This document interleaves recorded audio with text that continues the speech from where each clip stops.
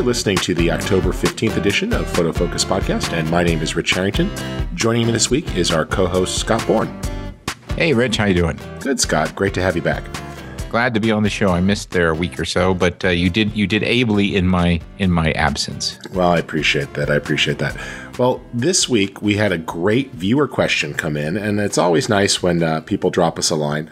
And Jeremy sent in an interesting question where he basically said, okay, I've graduated from shooting in auto mode, and I'm looking to sort of advance, and I'm getting ready to buy a new flash.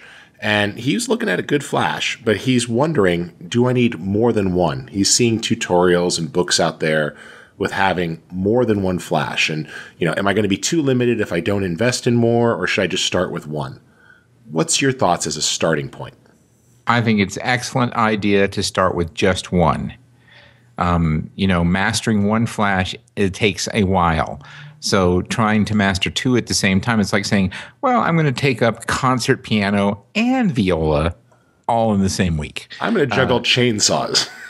Yeah, I think it's better to learn one. And I also don't know that you ever need more than one, really, because if you know how to use a flash right and you get a powerful one, like let's say you get the SB900 for the Nikon or the latest 580 EX version 9, whatever they've got going on at Canon.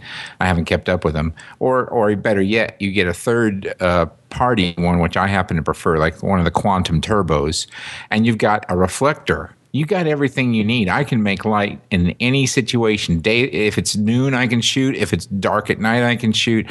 I can make one flash and a reflector do just about anything. And I'd gather that most people with a lot of experience can do the same thing. And if you've ever seen Jerry Guionis work with one flash, that pretty much answers the question. Well, you brought up a good point, which is the reflector. And a lot of people forget about that light can be bounced. They think, oh, well, what difference does that make? Because to the naked eye, you could see the flash going off, but you don't really notice the reflector, but the camera sure does. And this is a very affordable piece of equipment to add. Yeah, you can get a reflector for $30. So my advice to our friend is start with one flash. Once you think you are a master and you can articulate with specificity why you need that second flash, then buy the second one. In the meantime, you can always rent one, borrow one. I mean, sometimes that's why I tell people, get whatever camera brand that your friends have, because then you all can trade, lenses, flashes, etc. as you need them. But, I'll just briefly tell a story. I wish this were my idea. It's not. It's Jerry's. Jerry Guionis, who now is a regular contributor to Photofocus.com, has this great thing he teaches. And I didn't believe it until I saw it with my own eyes. But he went into this great big room, Rich. I mean, we're talking an auditorium. And he turned his flash, because all the flash heads rotate. He didn't bounce it off the ceiling like I probably would have, which would have been fine. He turned it 45 degrees and bounced it off a wall that was probably 30, 40 yards away. And I'm like, well, that's not going to do anything. And then I looked at the picture and I just froze. I was like, my God, that's beautiful. The secret is with these powerful flashes, you can bounce off a wall way far away and get just a kiss of light, which is enough to make things work. So there's lots of tricks. I recommend looking at a couple of very good blogs. The Strobist is one that's well known as a starting point. One of our recent guests, Joe McNally, has a lot of great tips. Yeah, Joe McNally, if there's something that can be done with light, Joe McNally has done it with light already. Yeah. Now, when you do read Joe's blog or his book, that's probably one of the main sources where you're getting the idea that you need more than one. But not all of us are Joe McNally. That's because you see him use 15 and he does it well. And you get, I guarantee you, there's only been one time in my life where I really needed more than one flash, and that's when I was photographing the hummingbirds. Yeah. And then I needed 6. But that's a very special subject. So it sounds right. Better to buy one good flash, a reflector perhaps with a stand to help you hold it if you don't have a friend to work or an assistant. And, there's lots of great simple stands that you can attach to a chair or a lightweight light stand, and then you can absolutely get it. Or 2 reflectors even. Yeah, absolutely. And don't forget, Rich, when we talk about flash, nowadays there are millions of flash modifiers out there. You can put an umbrella on a flash. You can put a softbox on a flash. You can put a ring light on a flash. So you can turn that one tool into many with light modifiers. And if you just want what I call a light grenade, if you're just new at this, here's what you should do. You should set it on ETTL or ITTL, whether you're Canon or a Nikon user, which means you're going to be balancing the exposure for the ambient light and then using fill flash, and then get an umbrella to work with your flash, and you'll be tossing what I call light grenades. Everything will be lit that needs to be lit. It'll be perfect. All right. Well, definitely very practical. And one simple piece of advice that has caught many a new person and even a pro: when you're picking up that flash, get one of those simple pocket cases that's designed to hold 8 or 10 AA batteries. Never leave the house without extra batteries, because you don't want to be like, where's that damn convenience store? It's so easy. When the flash goes, it goes. And so a light is no good if it doesn't have power. And I think it's better to save that money on the second flash and maybe spend it on a battery pack that will give you more rapid recharge, more rapid refresh on the flash. That's where I'd like to see that money go. All right. Well, speaking of gear, I had a chance recently to play with a new camera, and I'm actually going shooting with it this weekend on the Worldwide Photo Walk that's just going to come up for those of us who are listening. And it's great. It's the D600. I'm very happy with it. And I've played with both the D800 and the D600. It feels just a little bit smaller in my hand. It's closer in size to like the D7000, but it's got some nice features. Have you had a chance to look at this camera yet? No, I'm not as cool as you, Rich. Nikon no longer favors me with gear up front, so I have no knowledge of the D600. I do know that it appears to be, looking at the specs, closer to what I was hoping the D800 was going to be in terms of sensor, etc. Yeah, no, it definitely seems to be nicely balanced. And, to that end, the specs do seem pretty reasonable. I really like, this is going to sound sort of silly, but they redid the command dial on the left, the control dial. And what's nice is it has double locks. So if you've ever accidentally switched modes or bumped while running and gunning, it's got a release right on the top where the thumb hits, and then a second release like the D800 had, so you could change the position. But it's just really nice to be able to sort of lock in that control. I think you're going to feel better about the megapixel count, essentially 24 megapixels instead of getting into 37. Right. If they had done that with the D800, I'd be still owning a D800. But I like the specs on this camera. It looks to be well positioned, and I think Nikon. I haven't shot with it, so I don't know. I did shoot extensively with a D800, a D800E, and a D4. The D800E was the only one of that group that impressed me, and that was only if I was going to be shooting things that required lots of detail. But I was, as a D3S owner, I was disappointed that the D4 really didn't measure up. But the D600, on the other hand, a full frame money sensor for $2,000. So. Yeah, for $2,000 to get into full frame sensor land. Now we're talking. I'm excited about getting a chance to play with this camera, and when I do, I'll write a review at photofocus.com. Yeah, and I'm going to put down some of my thoughts. But I love that they did keep shooting 14-bit RAW in there. Those extra bits really come in handy when working with things like HDR, which is nice.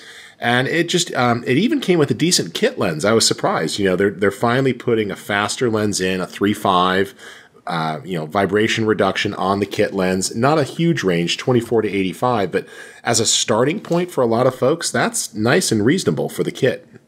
Well, I think the first 3 years I took pictures, I only had a 50, so that would be great to have that flexibility. Yes, but you learned how to actually walk when taking pictures, and the novel idea of moving in and out of the photo frame. This is a hint to all of you out there. Your feet are not cemented to the ground where you happen to be standing at this point. Feel free to move. So how about for folks who want to try out some new lenses or are looking for some new gear? Any of our sponsors got some things that can help them out, Scott? Well, we're not so much with our sponsors, but we got a place for them to put those pictures now. Oh, okay. ViewBug. If you take pictures with a D600 or anything else, I'd love for you to post them at ViewBug. Because you can win up to, get ready for this, $10,000 or more in the Photofocus ViewBug contest. You can find that just by Googling Photofocus ViewBug. Also, there's a banner on the homepage. I also want to mention that if you can't enter, right? You cannot enter. Damn. You keep asking this every show, and he has. Well, $10,000 is a lot of money, Scott. Yeah, it's almost 11 now, by the way. Wow. And I also want to make a brief mention that we do have a new sponsor we want to welcome to the show, Epson. And if you've listened to me talk about printers, you know that for years I've used Epson printers. They're the best on the market. And if you go to photofocus.com, that we got a little rebate you can get by clicking on the Epson banner down there. Also want to briefly mention my friend Jerry Guionis, who I talked about earlier. If you want to learn how to shoot things like nobody else shoots things, go to his site, the Ice Society, and join up. He's got the biggest savings promo he's ever offered in the history of the Ice Society. $115 off for the year. Promo code is Bourne, like the Bourne identity, my last name. That's the largest discount he's offered anybody, anywhere, anytime. I don't know how long it's going to last, but you want to check that out. And, of course, we also have help with Kelby Training, helping us to make sure that the Photofocus podcast and blog works for you. Excellent. And if people are looking for another new book, you've recently have come across a new one that you'd like to recommend, right? I got to tell you, we get inundated with photo books here at Photofocus, Rich. We get stuff we don't ask for. we get stuff that's appropriate. Sometimes it's not. But I got a copy of Stacy Pearsall's new book, Shooter. And I want to tell you, time stopped for me. First of all, let's get into Stacy's background. I've talked about her on the show before. She's been on the show. She's one of my favorite human beings in the world. She is the first female to win Combat Photographer of the Year, the first female to win it twice in a row. She's been featured on Oprah, NBC News, you name it. Her life is amazing, what she did. She went out into Iraq during the war as a combat photographer, and in the process won a Bronze Star for bravery because she helped her unit when it came under fire. Even though she was a photographer, not an infantryman, she jumped up on the big gun and resuscitated one of her friends. Her story is literally like a movie. And I kept saying to her, we got to get you a book. Something's got to happen. I met her years ago at the Maui Photo Festival when we were teaching, and her slideshow brought 500 people to tears.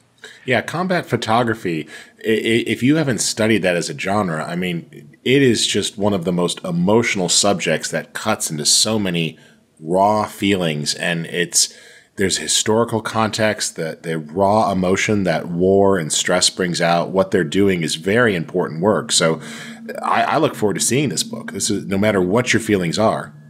Yeah, it doesn't have anything to do with the war, and I don't want to hear any crap about the war, pro or con. This isn't about the war. This is about a warrior who was brave and who served her country and who did it with a camera. And I got to tell you, looking through these pictures in this book, it's a larger format book, which is something I like about Shooter. That's the name of the book, Shooter. Go to Amazon and order it. We're going to have a review of it up on photofocus.com soon.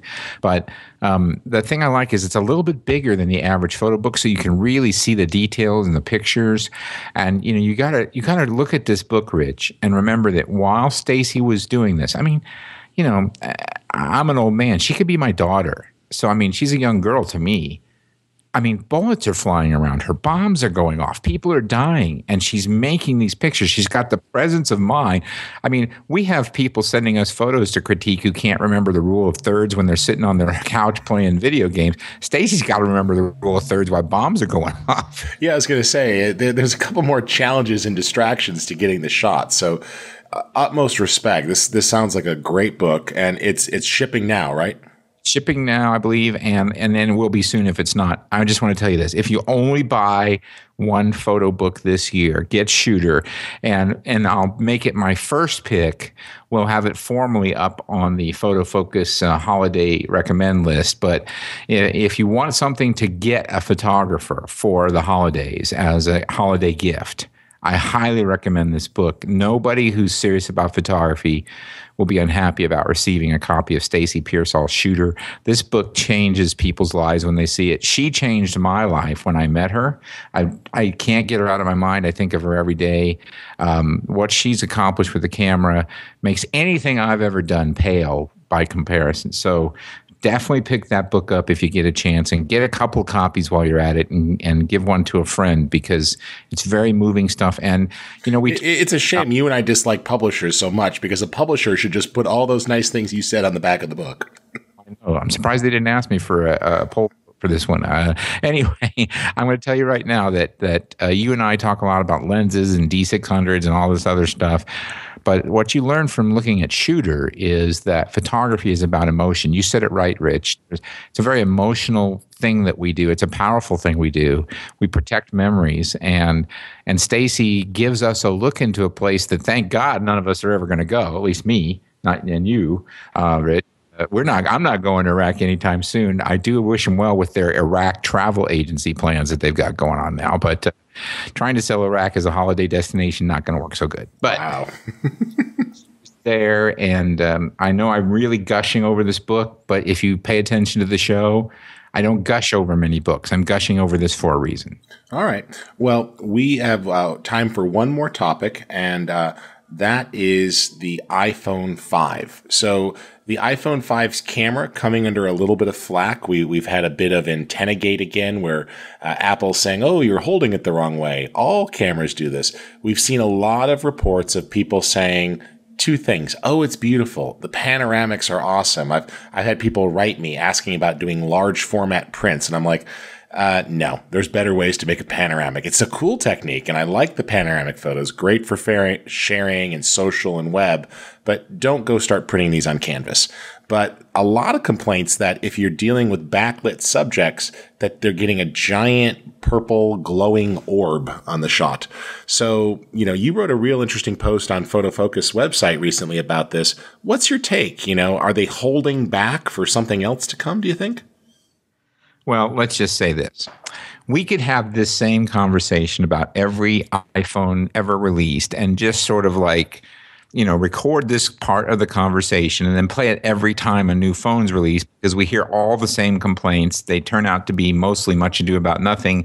Maybe a few units are affected, but Apple's selling 5 million of these in a weekend. I think we would know if there was a serious problem. But if you handed people gold bars, they would complain because you didn't give them a truck to move it to the bank in. So I used the iPhone 5 camera. It works fine. I'm disappointed that they didn't use this as an opportunity to take a quantum leap. And my theory, which is nothing more than a hackney theory, is that someday it's a wish more than a theory, someday they're going to make the Apple camera again. I was going to say, people forget Apple did used to be in the camera business. Some of the first digital cameras, the quick take, right? That's right. And that's why I said again, but because I'm old and I remember the past. And yes, you remember what Open Apple G used to do too, don't you, Scott? Do. And I'm going to tell you right now, most of our audience never heard of this camera. But I think that the iPhone 5 camera is as good as any. Now, I'm using I tested the iPhone 5. Unfortunately, I was on Sprint at the time. I'm thankfully no longer with Sprint, but because of that, I can't use the iPhone 5. I'm using the very popular and very well-received Galaxy S3 from Samsung, and I would say that the cameras are a toss-up on both of those units. Neither one of them is groundbreaking, and I just don't believe that any of these cameras are going to actually replace, for serious shooters like you and me, something like a Nikon P7100 or a Canon G93, whatever number we're on now for theirs, the current, pocket cameras from Canon. You're not going to get that kind of quality, but for everyday snapshots, yeah, they're great. You do fun things with them, but I would not buy an iPhone 5 if I had an iPhone 4S to get the better camera, because I don't think it's that much better. But all this other stuff about colors and this and that, we hear that about every iPad, every iPhone. We hear that about every iPod. It's haters are going to hate. It'll all sort itself out. And there may be some people with that experience. I'm not saying it's not happening, but I don't. Widespread, Rich. 5 million units. Wouldn't we be hearing about that all day? Well, there seems to be a lot of traffic on it, even from some reputable places, but it's with tough lighting, and the camera itself just faces challenges. With that said, I'm with you there. When you said the iPhone 5, I have the 4S, and the camera, the phone, everything, it was not enough of a leap. It was an incremental update at best. I couldn't justify taking the leap. It wasn't worth the $400 it was going to cost me to upgrade. Well, our next guest, actually, I just saw him post a very interesting photo today. He had taken his iPhone and had put it into a holder and then onto a hot shoe mount so he could take pictures on the photo walk this past weekend, so he can be uploading pictures from the photo walk with his internet connection. Hopefully someday we'll see DSLRs smart enough to put this functionality in. But we had a chance to catch up with RC Concepcion at Photoshop World. Scott, why don't you tell folks just a little bit about RC, and then we'll get a chance to hear from him as well. RC works for Kelby Media Group. He's one of the smartest guys I know. He's one of the best storytellers with a camera I know, and he's a master at HDR. And he does all kinds of HDR. I really like his book on HDR, by the way. Search for it. We're lucky to have him on the show. So without further ado, here's RC Concepcion. All right, we are sitting down with RC Concepcion, and RC is a photographer who does a lot of different things as well as a photo educator. RC, you have been keeping yourself busy. You find yourself writing, you podcast yourself, you produce a lot of tutorials, you shoot. What is it that you are seeing coming up on the horizon about photography? What are some trends that excite you? Right now, I think that one of the biggest things, I got to say, oddly enough, I didn't think that I thought HDR was actually very much on its last leg. I'd say maybe, over a year and change ago, I wrote the HDR book. And I'm sitting there and I'm like, this is going to be the nail in the coffin. I'm done. I'm going to spend all this time writing a book, and it's going to end up in the discount bid at Fry's. Yeah, exactly. And I'm sitting there and I'm like, it's done. Who's going to want to hear about this? Who's going to want to hear about this? And sure enough, you'd be surprised as to how much legs that thing actually has. There's still a lot of people that are experimenting with it. There's still a lot of people that are playing around with it. So I was very prepared to actually call the demise of HDR not more than a year ago. But I would say that that's still something that's out there that's still doing very, very well. I'm beginning to see a lot. Obviously, you see a lot of stuff in video, DSLR video. I think that now that Nikon has some pretty good responses. I prefer the Nikon cameras over the current Canon crop. Do you really? Yeah. Wow. I did not know. I didn't expect you going there. I do. But the short version is that Canon has been sort of pulling back, like, oh, we got the C300. Oh, now here's the C100. It's like, yeah, but I don't want to spend $10,000 on a body just to have a clean HDMI output. But those are geeky end features. We won't turn this into the religious war of Nikon and Canon. Let's not go there. The good news is that Nikon, Canon, Olympus, Sony, everybody is putting in decent video. And I think that that's what happened. I think that a couple of years ago, I think it went without question that Canon was out there and they were in the space and they were doing phenomenal work. Because they were the only people really making video cameras. I mean, right. Sony did, but nobody respects Sony much. Right. I mean, I'm sorry, Sony, but it's one of those things where it's like, now that said, I did play with an A77 and I was actually really happy with it. But so there's the advent of video, which I think is something that you're beginning to see now that there's the major manufacturers. Everybody has kind of their chip in the game. Yeah. You're beginning to see a lot more people play around with that. So that's probably a second thing that I see. And Photoshop's making it easier for people to work with it. Oh, absolutely. Absolutely. And we can talk about that forever because in the video side, I'm insanely excited about. I think that that's going to be great. Yeah. For our listeners, it's just kind of weird to me to put things in perspective, right? Like my first book 9 years ago was Photoshop for video. No. Yeah. So it's kind of just like, yeah, I'm going to like, oh, really? A decade later, the party comes to my house. Hey. It's like, hi, welcome. I've been here I've been waiting for you. The beer's a little flat, but come on in. Yeah. So, but what else are we seeing? One of the things I know that you've put a lot of effort in is photography on the web, and you do a lot on Google+. Are we seeing a seismic shift in people going, you know what, I don't have to put these giant watermarks on my logos. It's okay to put my pictures online. This is going to help me, not hurt me. We are, and we're not, and we're seeing really weird shifts. And I gotta be honest with you that, for all of you listeners out there, for everybody that's kind of looking at this stuff, one of the things that I think that's kind of freaking me out when it comes to being online and being on the web and things is there's a giant push towards social media. Right. And obviously that goes without saying, right? You have Facebook and MySpace and, Google Plus and all of these other kinds of things. But if there's one trend that I'm beginning to see that's kind of bumming me out a little bit is this kind of exodus into places like Facebook, into places like Google Plus. And you're beginning to see a lot of people just kind of share on Twitter and do that. And don't get me wrong, I think it's a great idea for everybody to go and share on these social platforms. But I think that what's happening is people are doing it at the expense of their own individual properties. Oh, so they're tweaking their photography based on non-qualified input?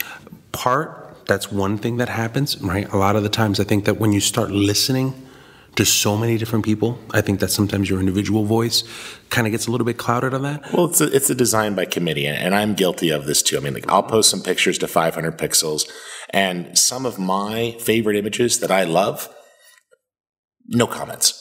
Mm-hmm. Some that I'm just like, oh yeah, that's kind of just a fun picture. I was playing with that. I'll just throw that up there. Loves it. I'm like, that just feels average to me. Yet everyone loves it, except, and one of the trends I sort of noticed is that there are certain looks and compositions that are incredibly hot or popular now. You know what I call 500 pixels now? And mind you, don't get me wrong, I love the guys at 500 pixels. I think that they're great. I think the stuff they do is nice.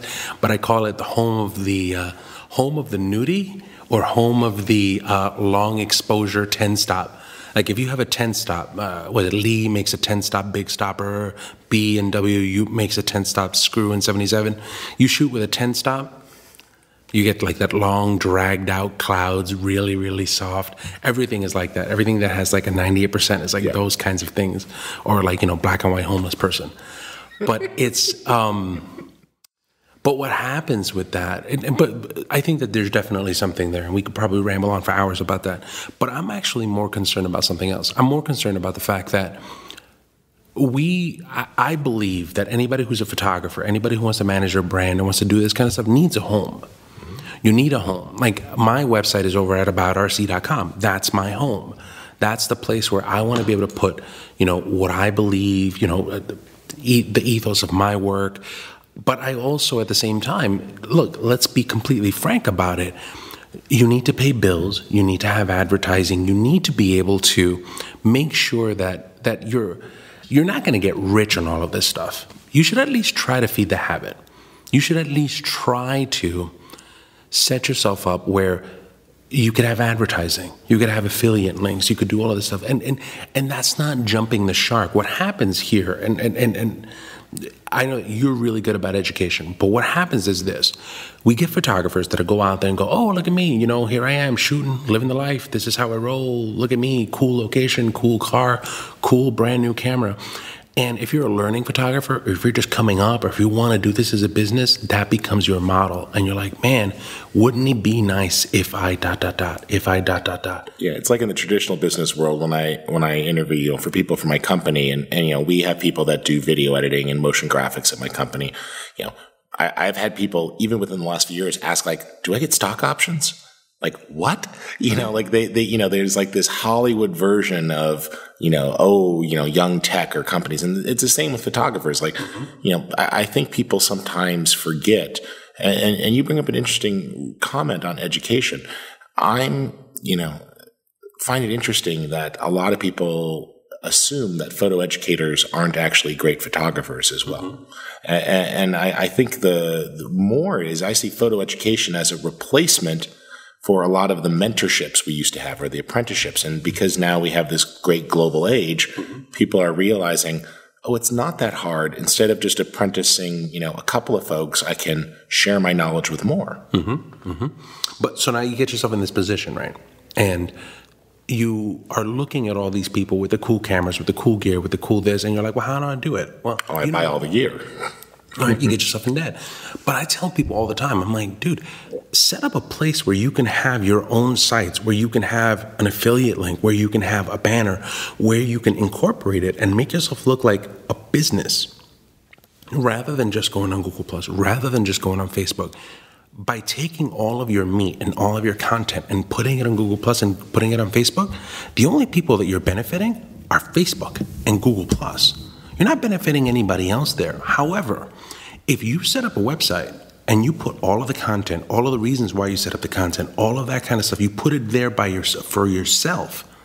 And then you use Facebook and Google Plus as places for you to go, hey guys, check out this party that I'm having over at my house. You put some stuff there, but you lead people back to your website.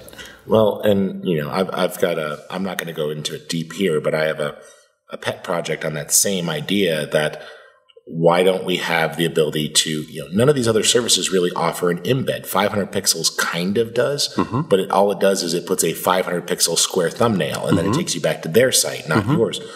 It's so weird to me that in the video industry, we have this wealth of services, Vimeo, everything else, where it's like you could strip away the branding you could put links to your site, you can embed it on your site, you could use this technology to enable. Yet on the photography side of things, it all seems to be about these scary terms of service of sign over all your rights to us, put everything up on our site, and make our site huge. But see, and that's the thing. If there's something that, Rich, I gotta be honest with you, if there's something that I get really passionate about and I could talk about forever about, it's that. It's the fact that as photographers, whether you're a pro, whether you're just coming up, you really need to set up your own home. And you can do it very cheaply. And then use all of these platforms to just tell people to come there. I go on Google Plus, I post pictures, and I go, hey, you know what? I have a couple more pictures back over at my website. When people come to my website, I'm getting the impressions. I'm getting links. So I'm getting visits. Social media as the appetizer saying, do you like this? Exactly. It's the place where you go and you announce to people what you're doing at your own body of work. Oh, yeah, because people, let's be honest, I'll probably go on Facebook 10 times a day. I'll probably, I'll go on Google Plus 2 or 3 times a day. I'll go to your blog when I see a really cool picture. And if I haven't had a chance to log in for a few days because I'm busy, there's a story from RC, just keeping up. Let's take a look at his timeline. They don't call it a timeline. What the heck do they call it? Activity, I think it is, or something like that. Yeah. But that's the key point. If there's a takeaway with all of this stuff is that I tell people we're all running towards social media, and what we do, it's kind of like we got drunk. We just found somebody and we just started telling them all of our secrets. We're like, oh my God, let me just tell you all of this stuff, Google Plus. And we don't realize the implications of all of that stuff. We've got sitting around drinking wine coolers and getting giggly. Yeah, and we're just loose in the mouth when it comes to social media stuff. And I'm like, guys, you have every single one of you that's listening to this, guys. You guys have great content. You have great things to share. Make your own house. And use your social media standpoints, Twitter, Facebook, Google+, anything that you would use to tell people, come to my house, rather than just kind of blurt it out and just let Google+ benefit, let Facebook benefit. Bring that traction back to your own site. You can monetize it if you need to monetize it. You can brand manage it if you need to brand manage it. You can increase your visibility if you need to be able to do it. But you can only do that stuff back in your house. Social media is fine to talk to people, but you got to bring them back. I think that's one of the things that I'm really, really passionate about. Good. So obviously there's a lot changing in the world of photography. Technology keeps going super, super fast. You kind of touched on this earlier, which is that people feel this pressure to be using the newest camera, the greatest tech. I can look at something like the new version of Photoshop and I can be really excited about certain features, and they bring things out. Like for example, I love the adaptive wide angle filter for my panoramic photography. It's like, wow, now that I could easily remove this distortion, I never knew how much it bothered me until I saw how easy it was to get rid of. Absolutely. But at the same time, it's not like I'm going, oh, well, you know what? Let's go thousands of dollars into debt and just buy all this equipment and the work will come. Yeah. I can give my son a D90 camera and he can sit there and he can make images that I see potential in that are amazing. And I think that in that respect, I think sometimes we as professionals, dare I say, we tend to do a little bit of a disservice. Maybe not you, but maybe sometimes we're all guilty. We gush about the tech that we have in our hands. Are excited. And that's what happens. Is as a professional, we turn around and we go, oh, I just got this, or I just got the D800 camera, which I'm absolutely crazy about. Yeah. D800 is phenomenal. Yeah. Right? It's a great camera.